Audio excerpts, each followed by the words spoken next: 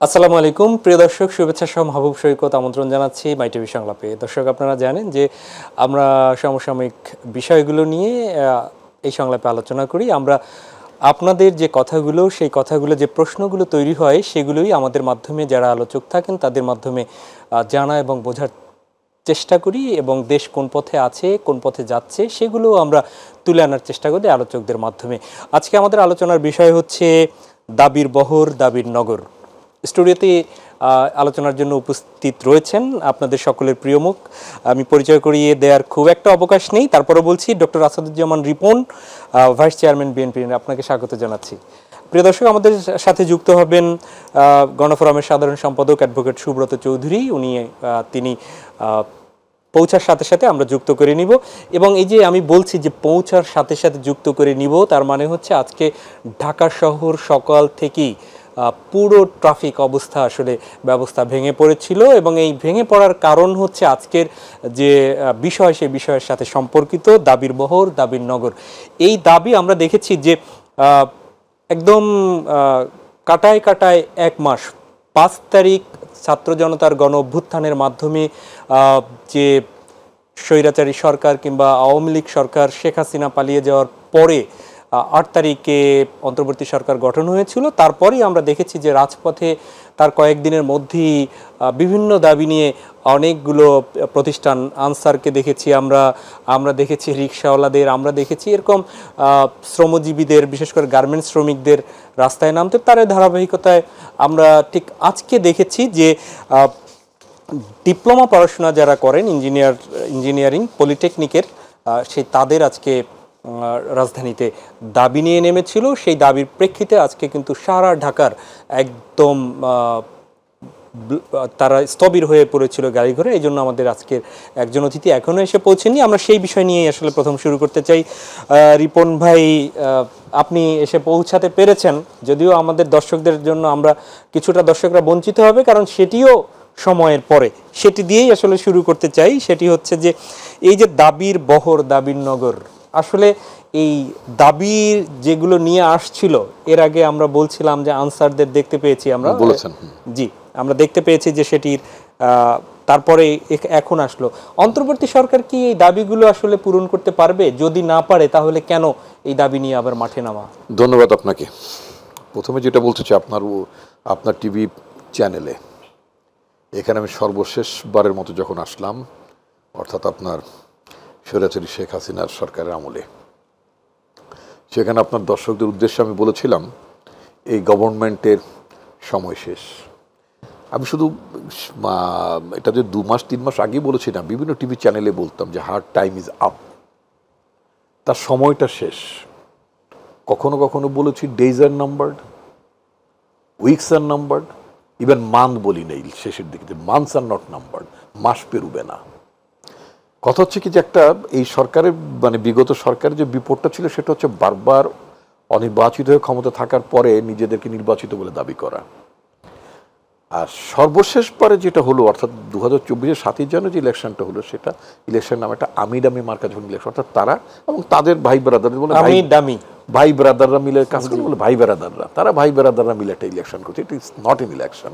হাজার হাজার কোটি টাকা in the name of election খরচ করেছে, রাষ্ট্রের প্রশাসন ব্যবহার করেছে, নির্বাচন কমিশন নির্লজ্জের মতো তাদের এই কাজগুলোকে করিয়ে দিতে সাহায্য করেছে। তো যদিও তারা পদত্যাগ করেছে, আরও 1 মাস আগে পদত্যাগ করলে জাতির অ্যাটলিস্ট 1 মাসের বেতন ভাতা বাঁচত, এই লোকগুলো যদি আরও 1 মাস আগে বিদায় হতো। তো যাই হোক, আপনি যেটা বলছিলেন দাবির নগর, আমার প্রথম বক্তব্য হচ্ছে যে এটা এখন বর্তমান যে সরকারটি আছে, সেই সরকারটি তো আপনার ছাত্র জনতার গণ অভ্যুত্থানের পরবর্তীতে এটা তাদের জনগণের অভিপ্রায়ের সরকার। এটা জনগণের অভিপ্রায়ের ফসল হচ্ছে এই গণ অভ্যুত্থান, সরকারের পতন এবং তার আউটকাম হিসেবে এই অন্তর্বর্তীকালীন সরকার।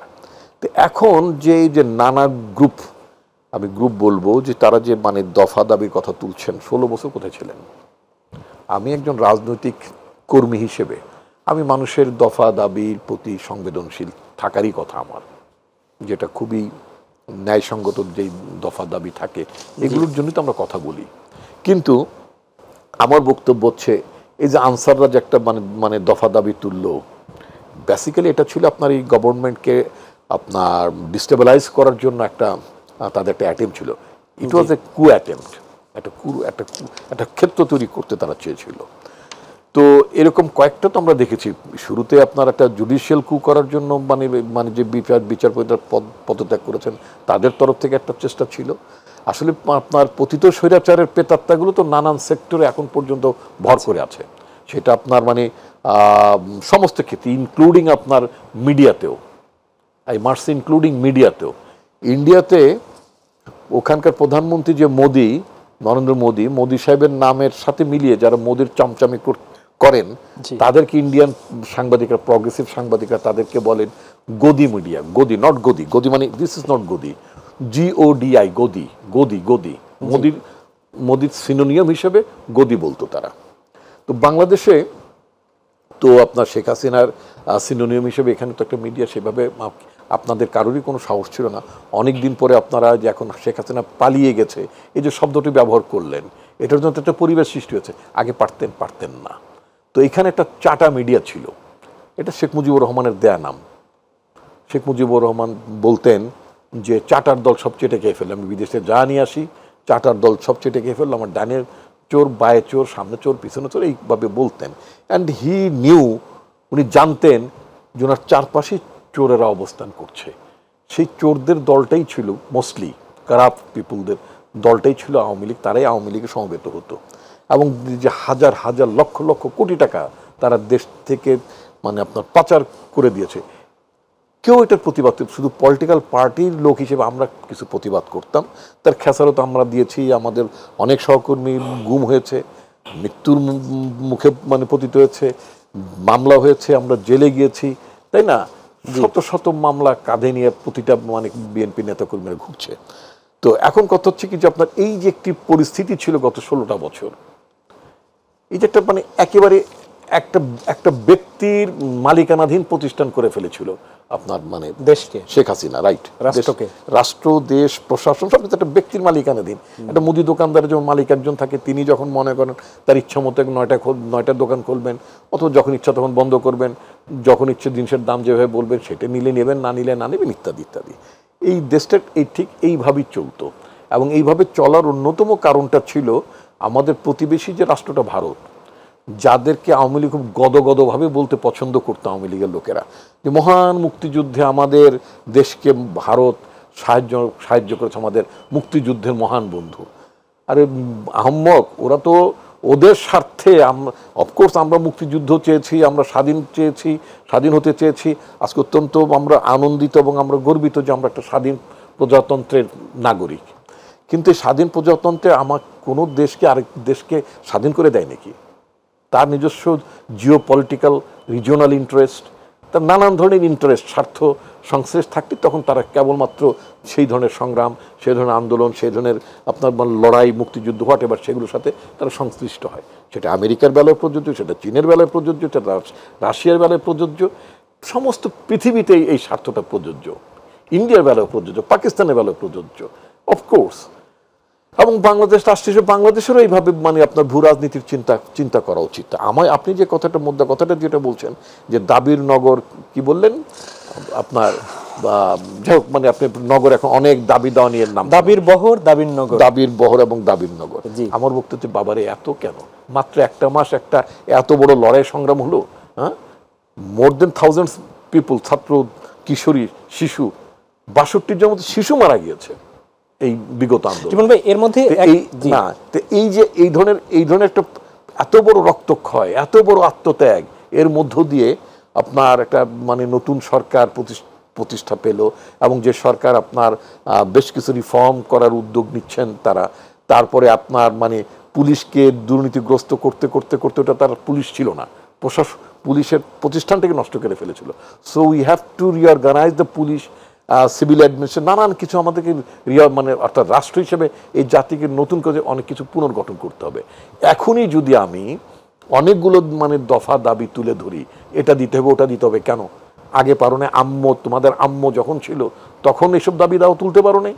তো সুতরাং এগুলি স্ট্রিমিং করার জন্য সময় লাগবে। যারা দফা দাবি তুলছেন তাদের দফা দাবির মধ্যে হয়তো যুক্তি আছে, নিশ্চয়ই কিছু যুক্তি থাকতেই তো পারে, একেবারে বিনা যুক্তিতে তো মানে তারা দাবিগুলো প্লেস করছেন না। কিন্তু আমার বক্তব্য হচ্ছে একটু টাইম দিতে হবে, সময় দিতে হবে। এবং এই যে সরকারটি আসছে তাদের উদ্দেশ্যে আমি বলতে চাই, এই সরকারটি আপনাদের দফা দাবি পূরণ করার জন্য না। আপনারা দফা দাবি তুলবেন একটা নির্বাচিত সরকারের কাছে, ক্লিয়ার কাট। এটা নির্বাচিত সরকার দাবি করেন, এটা নির্বাচিত সরকারের কাছে দাবি তুলবেন। এবং এই সরকারের দায়িত্ব হচ্ছে রিফর্ম করে একটা চমৎকার নির্বাচন, একটা জবাবদিহিমূলক রাষ্ট্র ব্যবস্থা, একটা গণতান্ত্রিক রাষ্ট্র ব্যবস্থা প্রতিষ্ঠার যে পূর্ব শর্তগুলো, এগুলোকে রিঅর্গানাইজ করে তারা দেবেন। তা নাহলে তো আমি নির্বাচনও করতে পারবো না। নির্বাচন করার জন্য তো একটা এনভায়রনমেন্ট লাগে। রিপন ভাই, জি আমরা এই আলোচনায় যাব, আপনারা সেই আলোচনার কথা সূত্র ধরি যে আসলে সময় দেয়া দরকার। আমরাও একটু সময় চেয়ে নিচ্ছি দর্শকদের কাছ থেকে, কারণ আমরা একটা বিরতিতে যাব, বিরতি থেকে ফিরে আবারও এই আলোচনায় ফিরছি।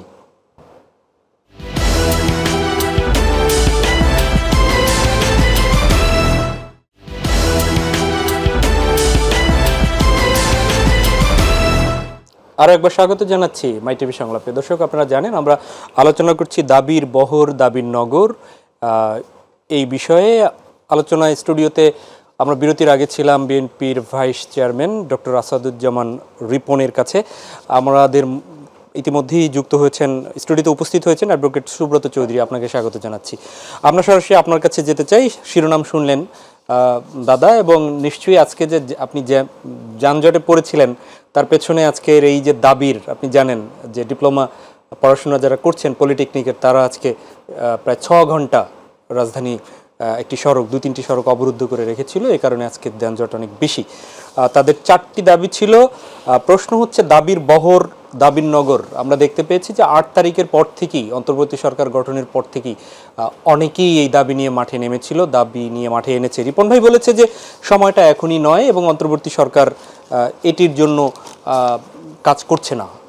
তারা এই কাজগুলো এই মুহূর্তে করার কথা না। তারা একটি নির্বাচন করার জন্য রাষ্ট্র সংস্কারে যতটুকু করার ততটুকু করা তাদের উচিত। আপনার মন্তব্য শুনতে চাই। দাবিগুলো নির্বাচিত সরকারই বিবেচনা করবে। জি না, আমার কাছে তো মনে হচ্ছে 5ই আগস্টে শেখ হাসিনা ফেসিবাদ যখন পতন হলো, জি, তার এই ধরনের একটা পতন, যারা এসব দাবি দেওয়ার মধ্যে সম্পৃক্ত হচ্ছে সামনে বা পেছনে, তারা তো এটা মেনে নিতে পারছে না বা পারবেও না। এবং গত 1 মাসে আমরা এরকম আরো সভা সমাবেশ, অবস্থান, প্রধান উপদেষ্টার বাসভবন, এমনকি সচিবালয়ের মধ্যেও ঢুকে গেছে। তো সরকার যেখানে বলছে যে আমরা এখন মুক্ত, আমরা নতুন স্বাধীনতার স্বাদ গ্রহণ করতে চাই, এবং সেটা কোনো একটা শ্রেণী বা বিশেষ গোষ্ঠীর জন্য না, জি, এটা সকল মানুষের, দলমত নির্বিশেষে। সুতরাং সবাই কথা বলেন, যার যার অবস্থান থেকে রাষ্ট্রের কাছে বা সরকারের কাছে মুক্ত মনে কথা বলার অধিকারটুকুন যারা এখন দায়িত্বে আছেন তারা এটা বলছেন বারবার। তো সেটার সুযোগ নিয়ে প্রতি সরকারের দোসররা নানানভাবে এই সরকারকে বিব্রতকর অবস্থায় ফেলার জন্য নানা রকম কর্মসূচি দিচ্ছে, এবং সরকারও অনেক কিছুই গণতান্ত্রিক মন মানসিকতার দিক থেকে অনেকটা নমনীয়ভাবে সেই বিষয়গুলো তারা দেখভাল করার চেষ্টা করছে। তা এখন বিভিন্ন শ্রেণী পেশার মানুষ গত 15 বছর তাদের দাবি দাওয়া করার কি সুযোগ পায় নাই? বা তারা কি এরকম আন্দোলন সংগ্রাম, যেখানে বিএনপির নেতৃত্বে সমস্ত আমরা বিরোধী দল একসাথে রাজপথে ছিল এবং অনেক নির্যাতন সহ্য করেছে, জি, তখনও তো দেখি নাই যে এখন যারা রাজপথ কাঁপানোর চেষ্টা করছে তাদের কোনো ভূমিকা তখন দেখিনি। এখন এই আনসারের যে একটা বিষয়টা আমরা দেখলাম, সেটা তো ভয়াবহ। একটা আইনশৃঙ্খলা বাহিনী তারা যেভাবে ন্যাক্কারজনকভাবে তাদের যে নিয়ম শৃঙ্খলা ভঙ্গ করে এই আন্দোলনটা শুরু করেছিল, সেখানে তো এখন দেখা যাচ্ছে ছাত্রলীগ, যুবলীগ তারও আনসারের পোশাক পরে নতুন ড্রেস বানিয়ে এইসব আন্দোলনে তারা সম্পৃক্ত ছিল। সুতরাং যে কোনো একটা অজুহাতে একটা গোলমাল পাকানো, কিছু মানুষ অত্যন্ত সচেতনভাবে কৌশলে এই সমস্ত কর্মকাণ্ড করছে। ছাত্রদের দাবি দেওয়া অবশ্যই সেগুলো সরকার বিবেচনা করবে, তবে 1 মাসের মাথায় এখনো রক্তের দাগ শুকায় নাই। এখনো শহীদ পরিবারগুলোকে চিহ্নিত করতে পারি নাই আমরা। সরকারও চেষ্টা করছে। বৈষম্য বিরোধী ছাত্র আন্দোলনে যারা সম্পৃক্ত তারও সঠিক তালিকা এখনো প্রণয়ন হয়নি। 20,000-এর মতো ছাত্র জনতা আহত হয়েছে, নির্যাতিত হয়েছে, তারা বিভিন্ন হাসপাতালে মৃত্যুশয্যায় আছে। তাদের প্রতিও তো নজর দিতে হবে সবার আগে, এবং সেটা বর্তমান সরকারের এজেন্ডা। তারা বলেছে যে অন্তত যারা বেঁচে আছে, বিভিন্ন হাসপাতালে চিকিৎসা নিচ্ছে, তাদেরকে কিভাবে বাঁচিয়ে রাখা যায়।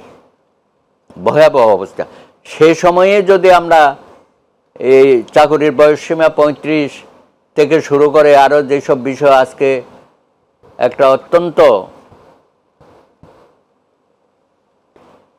7 রাস্তার মাথায় তেজগাঁতে, হ্যাঁ, যেটা বলতে গেলে আমাদের সিটির একটা অন্যতম ব্যস্ত স্থান এবং ব্যবসায়িক স্থান, সেই জায়গাটা নাকি 6 ঘন্টা ধরে অবরুদ্ধ করে রেখেছে, 12টা থেকে 6টা পর্যন্ত। এবং যে কারণে আজকে সারা ঢাকা শহরে যানজটে রূপান্তরিত হয়েছে।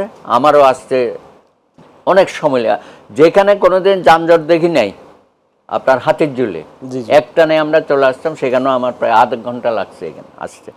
সুতরাং এই যে একটা মানুষের জনজীবনে অস্বস্তি তৈরি করা, বিশৃঙ্খলা সৃষ্টি করা, আমার মনে হয় যারা এটা করছেন তাদেরকে আমরা আবেদন জানাবো, আপনারা একটু অপেক্ষা করেন, একটু সময় দেন। 30 দিনের মাথায় সবাই যার যার দাবি নিয়ে রাস্তায় নেমে গেলাম। আপনারা কি সরকারকে উস্কাচ্ছেন যে সরকার একটা আপনাদের বিরুদ্ধে ব্যবস্থা নিক, আইনশৃঙ্খলা বাহিনী? সরকার তো অত্যন্ত ধৈর্যশীলতার সাথে, হ্যাঁ, নিশ্চয়ই আপনাদের সাথে আলাপ আলোচনা করবে, কিন্তু এই যানজট তৈরি করে, রাজপথে বিশৃঙ্খলা সৃষ্টি করে, জনজীবনে অস্বস্তি করে আপনারা আমাদেরকে আর ভোগান্তি দেবেন না। জি, আপনার কাছে আমি ফিরবো। আমি রিপন ভাই আপনার কাছেই আসি।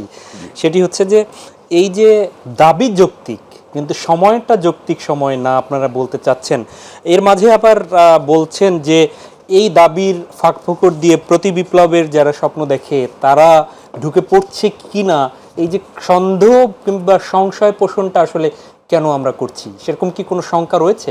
সন্দেহ সংশয় প্রকাশ তো আপনি করতেই পারেন। কারণটা হচ্ছে যে অ্যাডভোকেট সুব্রত চৌধুরী তো খুব ক্যাটেগরিক্যালি চমৎকারভাবে বলেছেন, this is not the time. আমি নিজেও আমার আগের এপিসোডে বলেছি, this is not the time. এক, আর এই গভর্নমেন্ট আসছে রিফর্ম করার জন্য।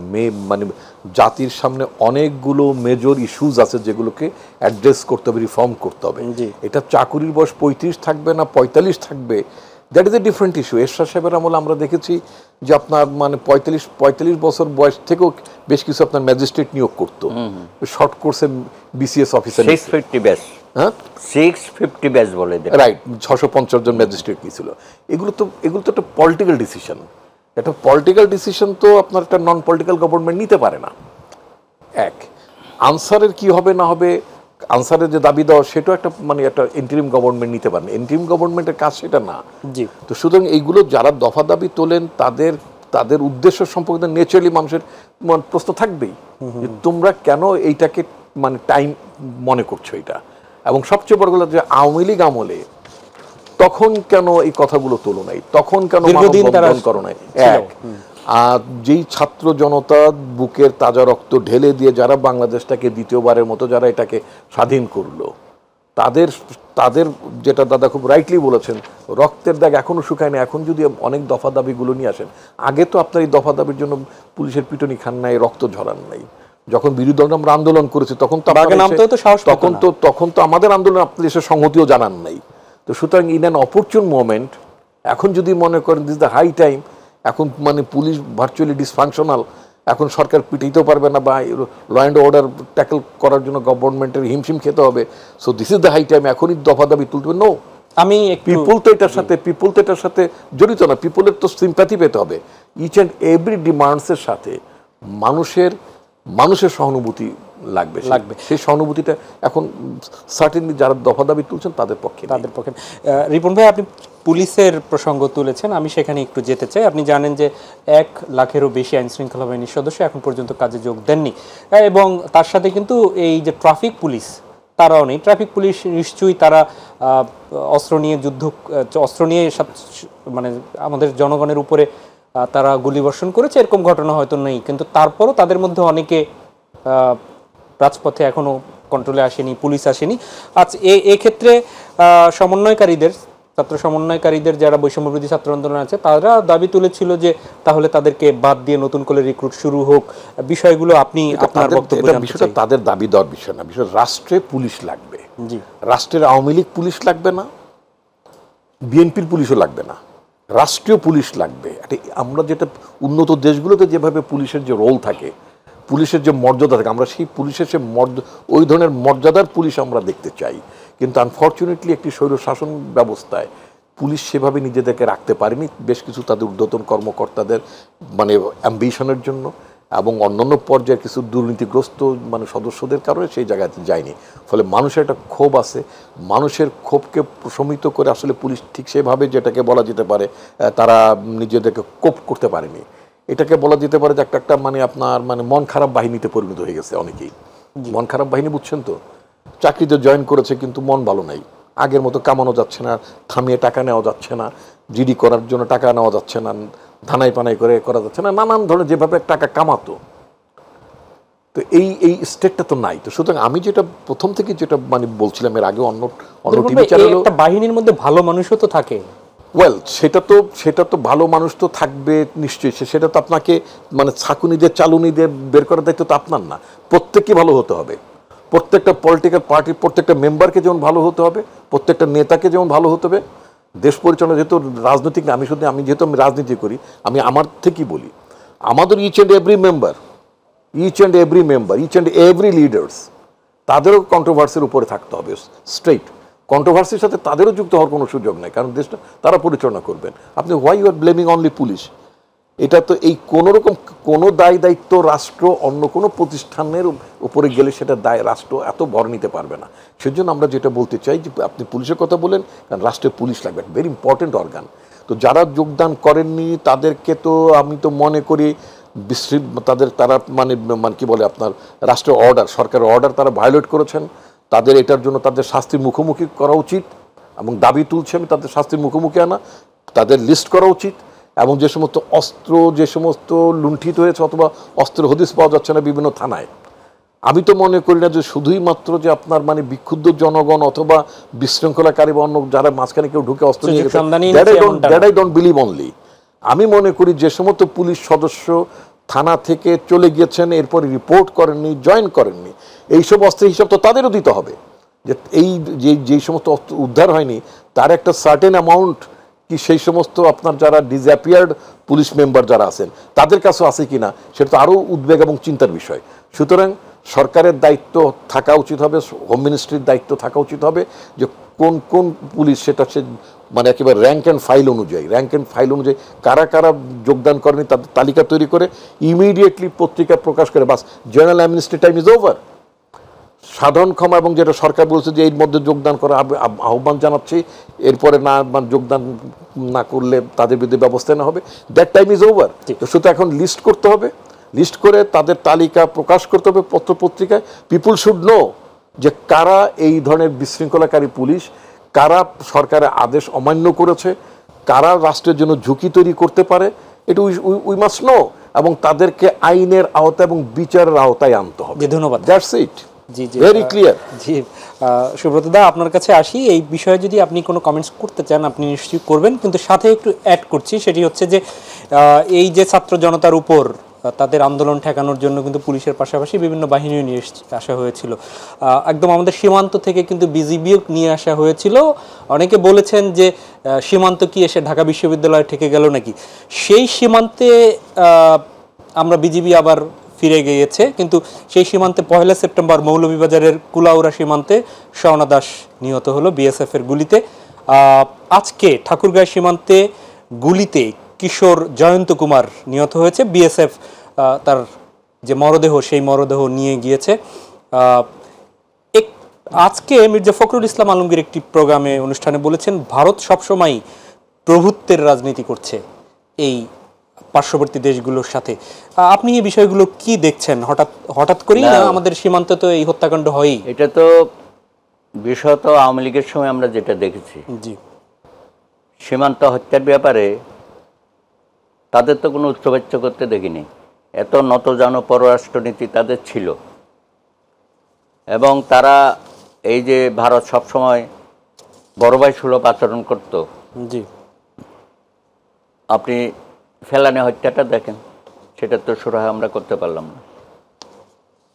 স্বর্ণা দাস এবং আজকে যেটা হলো আমার জয়ন্ত কুমার, হ্যাঁ, এখন যারা সরকার পরিচালনায় আছে, আমি তো মনে করি এরা তো আর নতজানো পররাষ্ট্রনীতি অনুসরণ করবে না। তারা তো বলছে যে সমতার ভিত্তিতে, ন্যায্যতার ভিত্তিতে দুই দেশের সম্পর্ক থাকবে। এবং স্বরাষ্ট্র উপদেষ্টা তো বলেছেন যে পিঠ দেখাবেন না বিএসএফকে, দেখাবে না বলেছেন। তো কঠোর বার্তা তো দেওয়া হয়েছে। এখন আমরা অপেক্ষা করি যে আওয়ামী লীগ সরকারের সময়ে যে সমস্ত অপকর্ম করে বিএসএফ বা ভারতীয় নীতি নির্ধারকরা, এখন সেগুলো করে পার পাওয়া যাবে কিনা। আমি তো দেখলাম যে প্রধান উপদেষ্টা যেভাবে ভারতীয় রাষ্ট্রদূতকে ডেকে জবাবদিহিতা চেয়েছে বন্যার পানি সহ, জি, এটা অব্যাহত থাকবে। তারা তো আগে তো মনে করত অনেকটা বাংলাদেশকে প্রায় করাত রাজ্য মনে করতো আর কি, হ্যাঁ, এবং তাদের বডি ল্যাঙ্গুয়েজ, কথাবার্তা, চাল চলন, সেগুলো আমরা দেখেছি। ভারতকে এগুলো পরিবর্তন করতে হবে। আমরা 18 কোটি, হ্যাঁ, আমাদেরকে এত উপেক্ষা করে প্রতিবেশী দেশ, ওনারা ভালো থাকবেন। 7 সিস্টারে কি শুরু হয়েছে তাদের? এখন কি আমরা ওই 7 সিস্টার উস্কানি দেব? আমরা তো দেব না। এটা আপনাদের আভ্যন্তরীণ ব্যাপার, আপনারা করবেন। সুতরাং আপনি এই যে বিভিন্ন দেশের সাথে যে সুসম্পর্ক রাখতে পারছেন না, এটা তো আপনাদের বিদেশ নীতির, আমার মনে হয় আপনারা সফল না। হ্যাঁ, আপনি নেপালের সাথে আপনার সম্পর্ক খারাপ হচ্ছে, আপনার মালদ্বীপের সাথে মাত্র 5 লক্ষ মানুষ সেখানে থাকে, সেখানে আপনি 300 না কত সেনাবাহিনীতে, ওগুলো তো আপনি ফিরিয়ে আনতে বাধ্য হয়েছেন। হ্যাঁ, তা এখন আপনাদের আমাদের সাথে যদি এইসব ব্যবহার করেন, তো আমরাও তো আপনাদেরকে নানানভাবে বেকায়দায় ফেলতে পারি, কিন্তু আমরা ফেলবো না সেটা। আর এখানে এখনো তারা মনে করছে শেখ হাসিনার বিদায় মানে ভারতের পরাজয়। এটা তো একটা, এই ধরনের মনোবৃত্তি যদি থাকে বিজেপি সরকারের, ভারতের জনগণ তো আমাদের শত্রু না। আমাদের বর্তমান সরকার যারা আছে মোদির নেতৃত্বে, তারা যে গত 15 বছর একটা অগণতান্ত্রিক, অবৈধ, ভোটারবিহীন সরকারকে বারবার টিকিয়ে রাখে, ইন্টারফেয়ার করে, এবং সর্বশেষ 7 জানুয়ারির নির্বাচনকেও যেভাবে তারা শেখ হাসিনার পক্ষে দাঁড়ায় গেল, তো এগুলো ফল কি হইল? দিন শেষে আমি তো বলবো যে এটা একটা পুতুল সরকার ছিল। জি, আমরা সরকারকে তো পালিয়ে যেতে হবে। যে দাদা, এই আলোচনায় ফিরবো, এবং একই সাথে কিন্তু বিভিন্ন সামাজিক যোগাযোগ মাধ্যমে কথা হচ্ছে, স্বর্ণা দাস, জয়ন্ত কুমার, তারা কিন্তু সংখ্যালঘু সম্প্রদায়ের মানুষ। এর আগে সংখ্যালঘু সম্প্রদায়ের নির্যাতন নিয়ে সরব ছিল আমাদের দেশের এবং ওইখানেরও কিছু জনগণ, কিন্তু এই যে 2-3 দিনের ব্যবধানে নিহত হলো সেটি নিয়ে কেন সরব না সাংস্কৃতিক অঙ্গন কিংবা সংখ্যালঘু সম্প্রদায়, সেটি নিয়ে আমরা আলোচনা করব। তবে আরেকটা বিরতিতে যেতে হচ্ছে। প্রিয় দর্শক, নিচ্ছি আরেকটি বিরতি, ফিরে এসে আগের মতোই সঙ্গে চাই আপনাদের।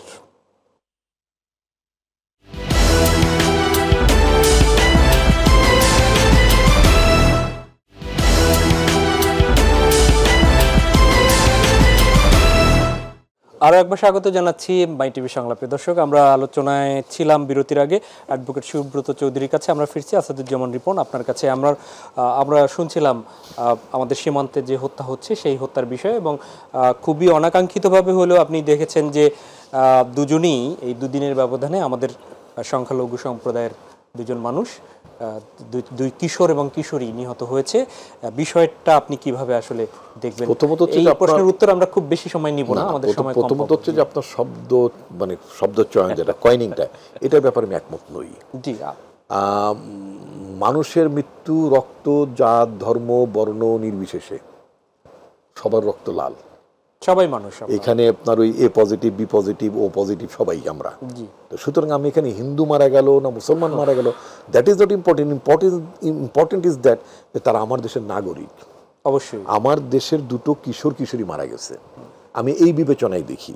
তবে যারা এই যে একটা তো খুবই, আমি তো রাজনীতি করা লোক, আমি যখন একটা রাষ্ট্রকে আমি তখনই আমি বহুবার বলেছি কথাটি, দাদার সামনে আছেন, আমি বহুবার বলেছি, একটি রাষ্ট্রকে আমি ততদিন গণতান্ত্রিক রাষ্ট্র মনে করি, সভ্য রাষ্ট্র মনে করি, যেই রাষ্ট্রে, এটা বাংলাদেশ বলেন, ইন্ডিয়া বলেন, যেই রাষ্ট্রে সেখানকার যারা সংখ্যানুপাতে, যারা ধর্মে অথবা অন্য ভাষাভাষী যাদেরকে আপনারা মাইনরিটি বলেন, তারা যখন নিরাপদ থাকে, সেই রাষ্ট্রটা ততটা সভ্য।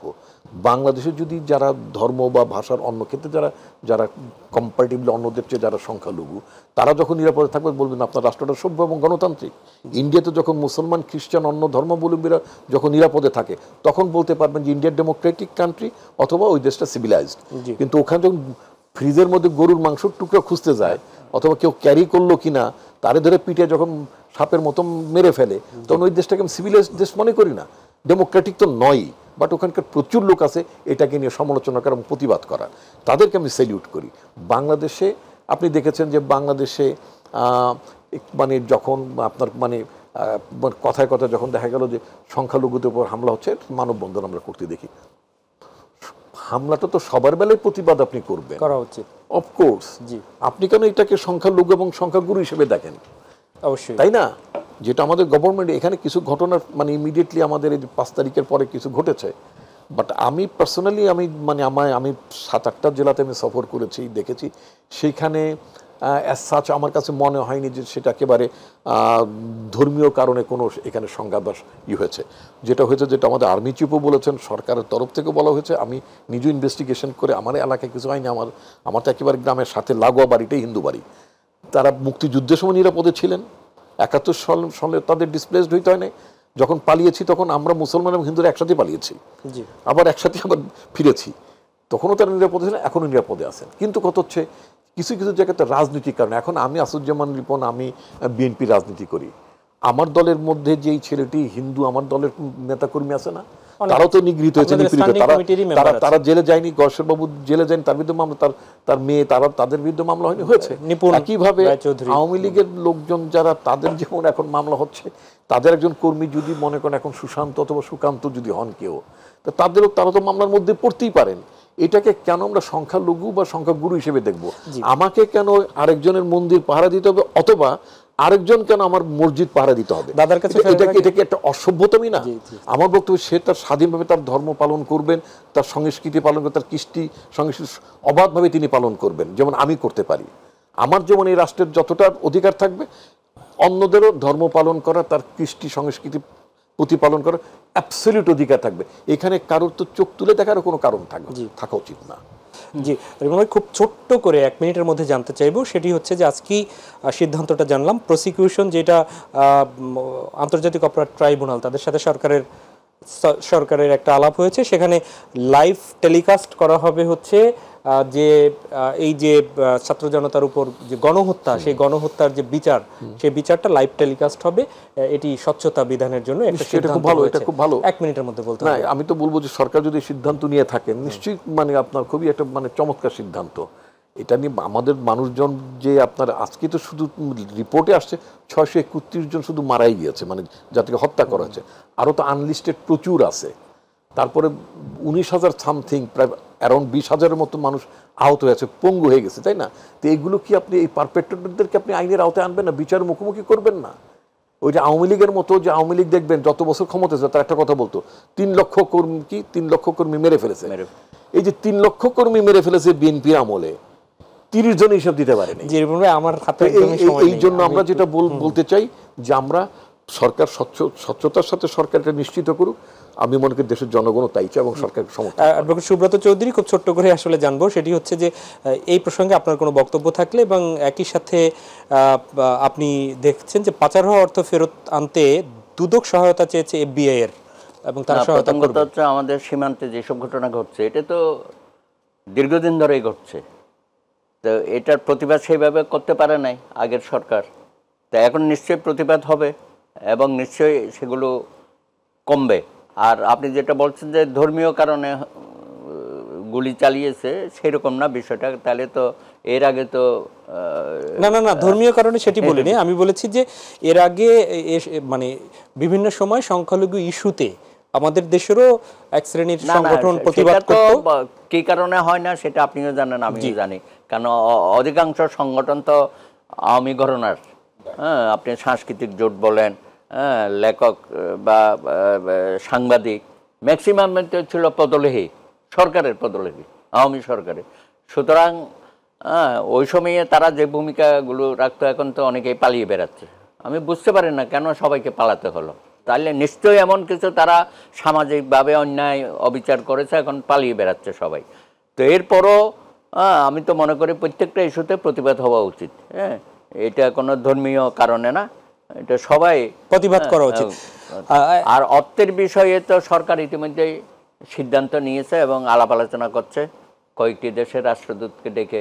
এমনকি বেগম খালেদা জিয়া সেদিন ব্রিটিশ রাষ্ট্রদূতদের সাথে যে বৈঠক হলো, উনি তো ওখানে একটা বক্তব্য বলেছে, শেষ বক্তব্য, যে আমরা যে টাকা পয়সা পাচার হলো আপনার দেশে, সেগুলো ফেরতের ব্যবস্থা করে। জি, হ্যাঁ, সুতরাং প্রধান উপদেষ্টা থেকে শুরু করে আমাদের জাতীয় নেতৃবৃন্দ সকলেই তো এটার পেছনে লেগে আছে। এবং বাংলাদেশ ব্যাংকে যারা এখন পরিচালনায় আছে, গভর্নর বা আমাদের অর্থমন্ত্রী, তারা তো খুবই আন্তরিক এবং তারা বিগত দিনে এত বেশি কথা বলেছে এইসব ব্যাপারে, এখন কার্যত তাদের দেখাতে হবে। আজকে উনি বললেন যে 60,000 টাকা নাকি ছাপিয়ে বিলি করা হয়েছে।